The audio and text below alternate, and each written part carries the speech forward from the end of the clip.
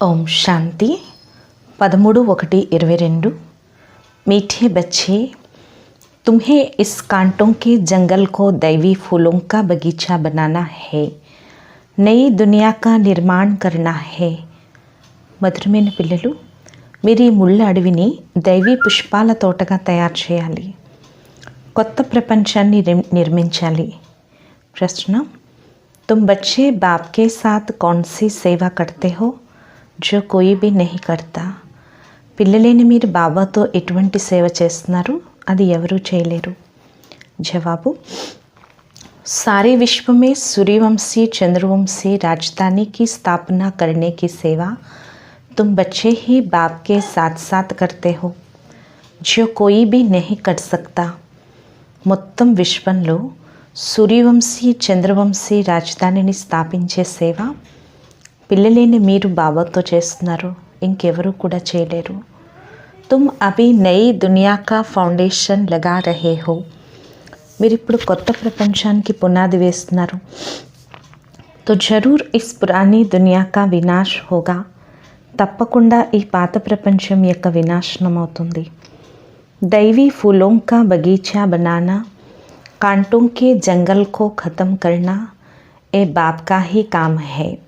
దైవీ పుష్పాల తోటని తయారు చేయటం, ముళ్ళ అడవిని సమాప్తి చేయటం, ఇది బాబా యొక్క పని. గీత హై ఓం నమ శివాయ ఓం శాంతి.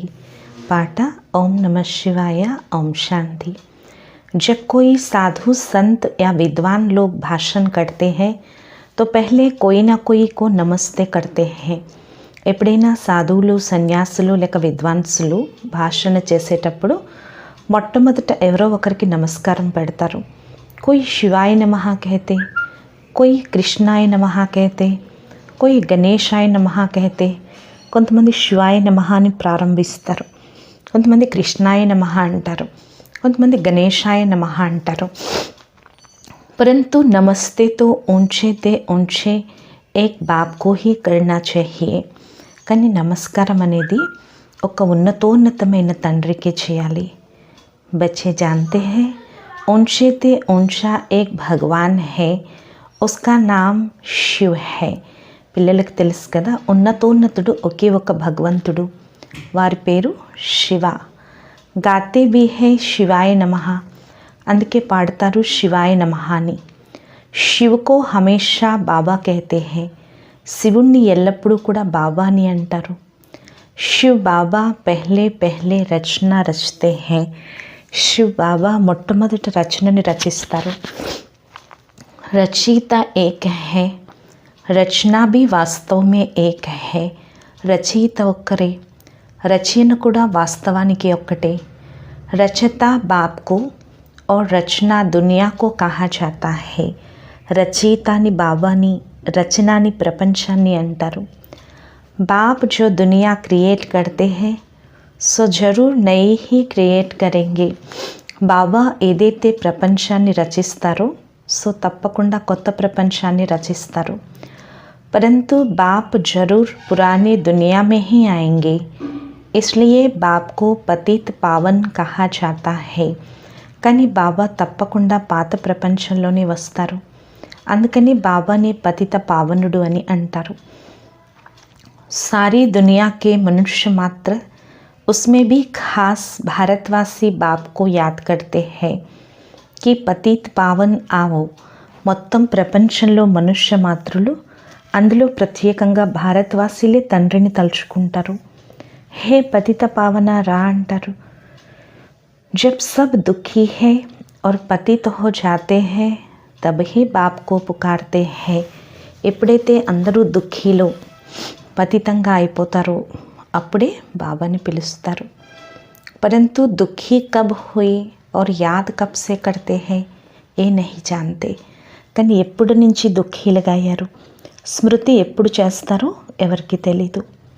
బాప్ బయట समझाते हैं, आगे भी समझाया था कि हे बच्चे तुम अपने दुख सुख के जन्मों को नहीं जानते हो. బాబా కూర్చుని తెలియచేస్తున్నారు, పూర్వం కూడా తెలియచేశారు.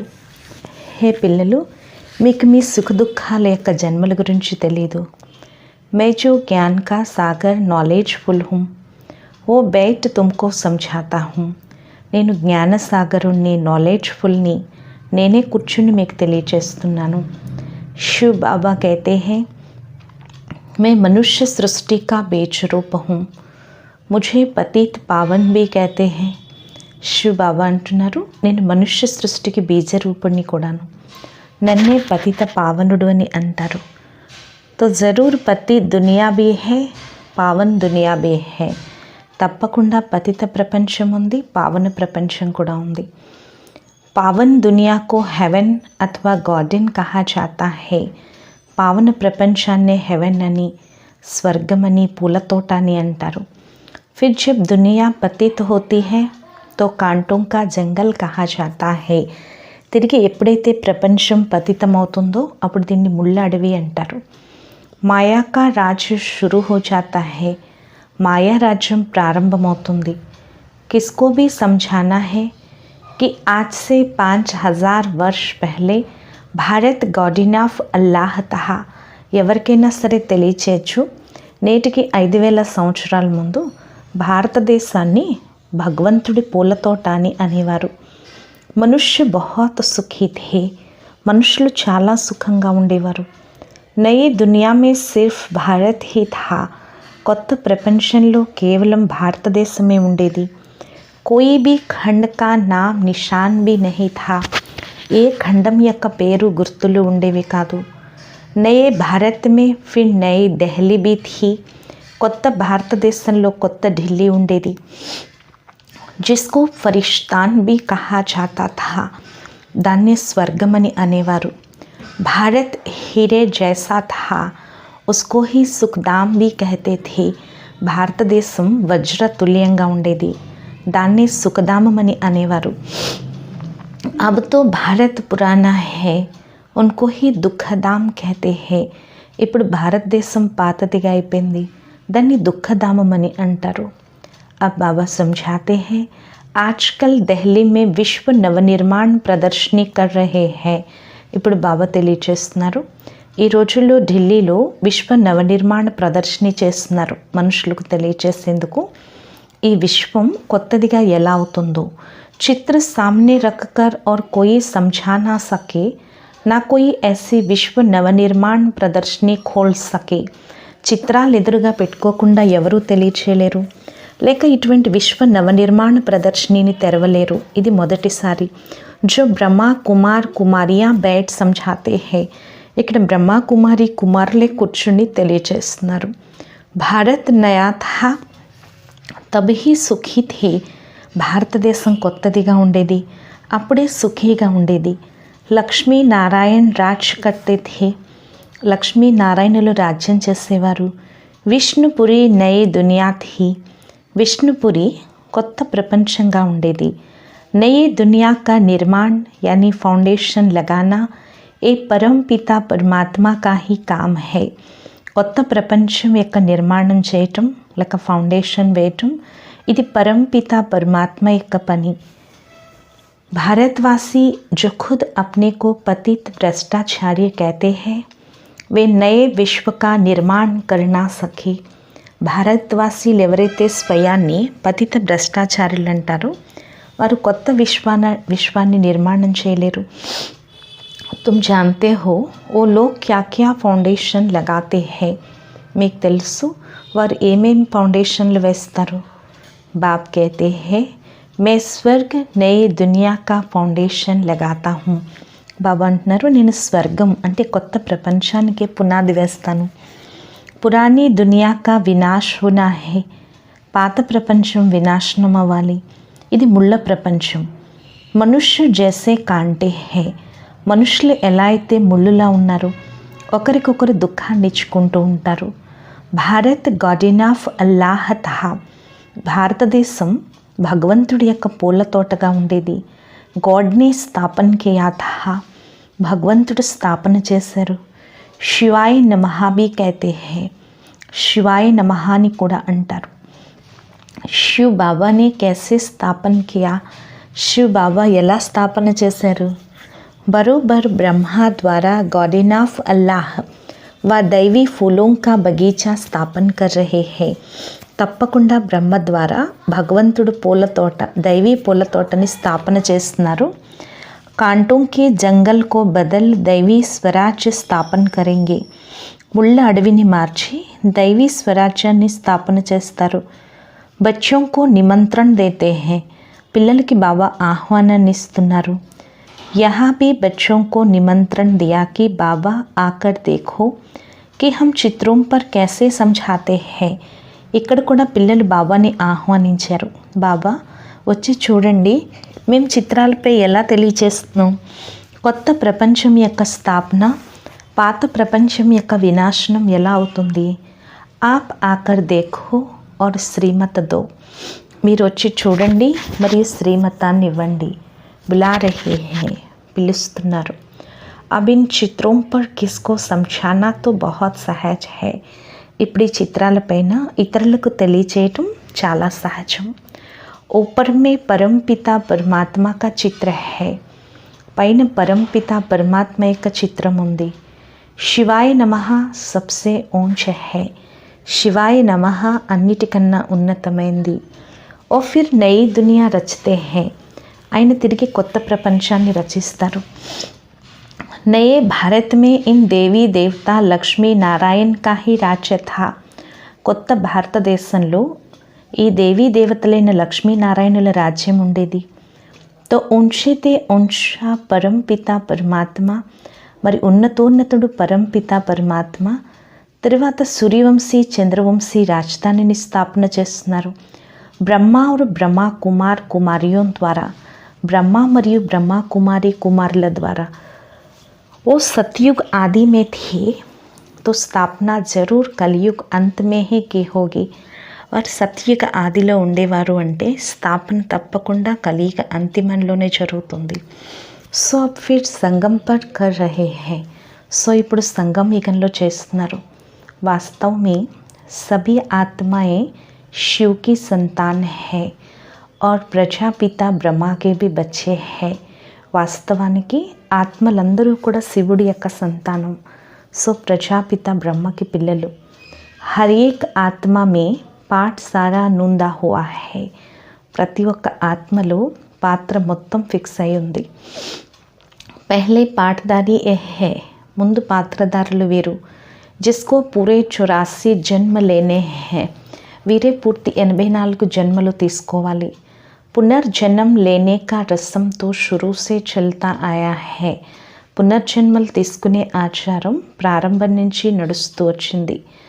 సతో ప్రధాన్ ఫిర్ సతో రజో తమో బనే హై. సతో ప్రధానులే తిరిగి సతో రజో తమోగా అయ్యారు. సతో ప్రధాన్ జబ్ థే తో సూర్యవంశీ లక్ష్మీనారాయణ కా రాజ్య థా. సతో ప్రధానంగా ఎప్పుడైతే ఉండేవారో సో సూర్యవంశీ లక్ష్మీనారాయణుల రాజ్యం ఉండేది. 16 కళల సంపూర్ణులుగా ఉండేవారు.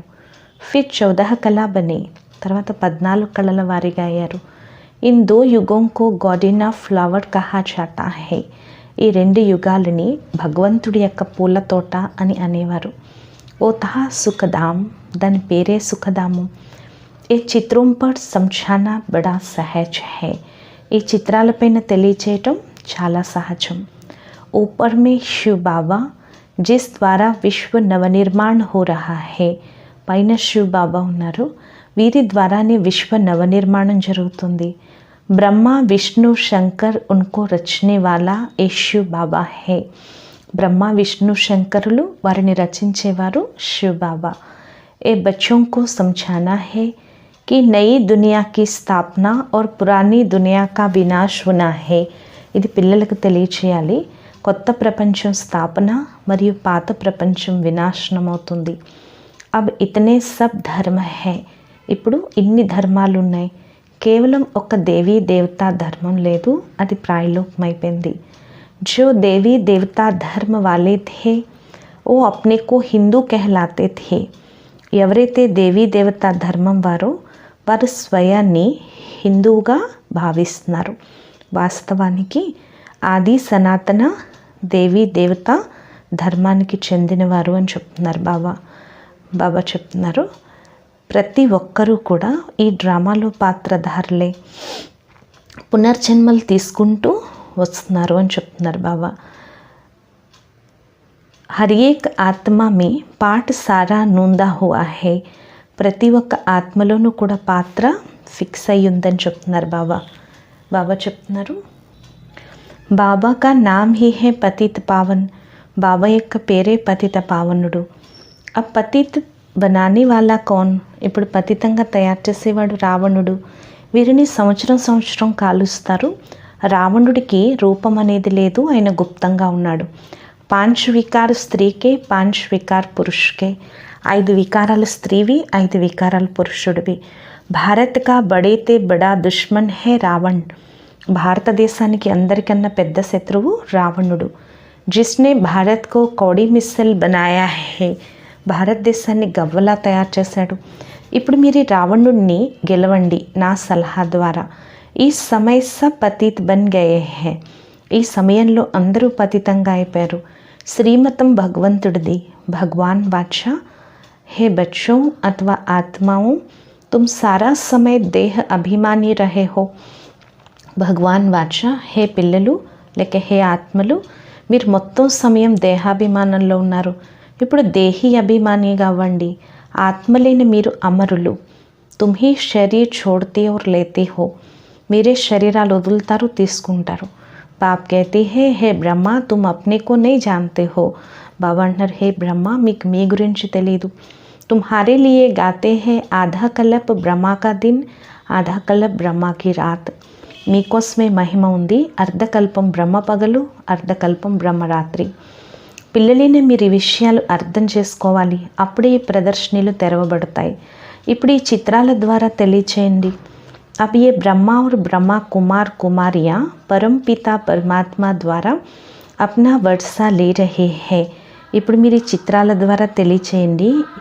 ఇప్పుడు బ్రహ్మ మరియు బ్రహ్మ కుమారి కుమారులు శివ్ బాబా యొక్క శ్రీమతం ద్వారా ఈ వారసత్వాన్ని తీసుకుంటున్నారు అంటారు కదా. జ్ఞాన సూర్యుడు ప్రకటించాడు, అజ్ఞాన అంధకారం వినాశనమైంది. అందులో సూర్యుడి యొక్క విషయం లేదు. మే జ్ఞాన సూర్య ఈ సమయ జ్ఞాన వర్షా కర్ రహా హూँ. నేను జ్ఞాన సూర్యుడిని, ఈ సమయంలో జ్ఞాన వర్షాన్ని కురిపిస్తున్నాను. దీని ద్వారా మీరు పతితుల నుంచి పావనంగా అవుతున్నారు. బర్సాత్ కా పానీ కోయికో పావన్ నహీ బనాయేగా. నీటి వర్షము ఎవరిని పావనంగా తయారు చేయదు. ముఝే పతిత్ పావన్ कहते हैं. నన్నే పతిత పావనుడు అంటారు. మేరే పాస్ హీ నాలెడ్జ్ హై. నా వద్దే జ్ఞానం ఉంది. పతితుల నుండి పావనంగా, తిరిగి పావనం నుండి పతితంగా ఎలా అవుతారు. పావన్ నయి దునియా और పతిత్ పురాణి దునియాకు కహా జాతా హై. పావనమని కొత్త ప్రపంచాన్ని మరియు పతితమని పాత ప్రపంచాన్ని అంటారు. పతిత్ బనాతా హై రావణ్. పతితంగా తయారు చేసేది రావణుడు. రావణ్ కో సైతాన్ और రామ్ కో భగవాన్ కహా జాతా హై. రావణుడిని సైతాన్ అని, రాముణ్ణి భగవంతుడని అంటారు. ఓ రామ్ సీతావాలా నహి. రాముడంటే ఆ సీతారాముడు కాదు, త్రేతాయుగి రాముడు కాదు, పరమాత్మ రాముడు. तुम बच्चों को इस स्थापना और विनाश का राज भी समझाना है. పిల్లలైన మీరు ఈ స్థాపన మరియు వినాశనం యొక్క రహస్యం కూడా తెలియచేయాలి. इसके लिए ये विश्व नवनिर्माण प्रदर्शनी है. దీనికోసమే ఈ విశ్వ నవనిర్మాణ ప్రదర్శని. कोई भी शास्त्र में ये नहीं है. ఏ శాస్త్రాల్లోనూ ఇది లేదు. పరంపిత పరమాత్మ బ్రహ్మ ద్వారా సుఖధామాన్ని స్థాపన చేస్తున్నారు అని. రావణ్ ఫిర్ దుఃఖధామ్ బనాతే హే. రావణుడు తిరిగి దుఃఖధామంగా తయారు చేస్తాడు. బాప్ ఆకర్ సుఖధామ్ బనాతే హే. బాబా వచ్చి సుఖధామాన్ని తయారు చేస్తారు. ఆధా కల్ప సుఖ్, ఆధా కల్ప దుఃఖ్. అర్ధకల్పం సుఖము, అర్ధకల్పం దుఃఖం అని చెప్తున్నారు బాబా. బాబా చెప్తున్నారు, ఇప్పుడు నేనే వచ్చి పావనంగా తయారు చేస్తాను. సత్యుగ త్రేతా దిన్, ద్వాపర్ కలియుగ రాత్. సచ్చా త్రేతాయుగాలేమో పగలు, ద్వాపర్ కలియుగాలేమో రాత్రి. రాత్ మే ఠోకరే ఖాతే హై. రాత్రే దెబ్బలు తింటారు. భగవాన్ కో ఢూంఢనే కే లియే ధక్కా ఖాతే హై. భగవంతుడిని వెతికేందుకు ఎన్ని ఎదురు దెబ్బలు తింటారు. ఏ బి డ్రామా మే నోంద్ హై. ఇది కూడా డ్రామాలో ఫిక్స్ అయి ఉంది. ఆధా కల్ప జ్ఞాన్, ఆధా కల్ప భక్తి. అర్ధకల్పం జ్ఞానము, అర్ధకల్పం భక్తి. జ్ఞానసాగరుడు లేక జ్ఞాన సూర్యుడు అని పరంపిత పరమాత్మనే అంటారు. భారత్ మే హీ శివ జయంతి మనాతే హై, భారతదేశంలోనే శివ జయంతి జరుపుకుంటారు. ఇస్సే సిద్ధ్ హై కి భారత్ హీ శివ్ కి జన్మభూమి హై. దీన్ని బట్టి నిరూపించబడుతుంది భారతదేశమే శివుడి యొక్క జన్మభూమి. ముఝే ఆనా భీ పతిత్ దునియా మే పడే, నేను రావటం కూడా పతిత ప్రపంచంలోకి. తబ్తో ఆకర్ పతితోం కో పావన్ బనావు, అప్పుడే వచ్చి పతితుల్ని పావనంగా తయారు చేయాలి. జో పూజ్య లక్ష్మీ నారాయణ్ థే వహీ పుజారీ బనే హే, ఎవరైతే పూజ్య లక్ష్మీనారాయణులుగా ఉండేవారో వారే పూజారీలుగా అయ్యారు.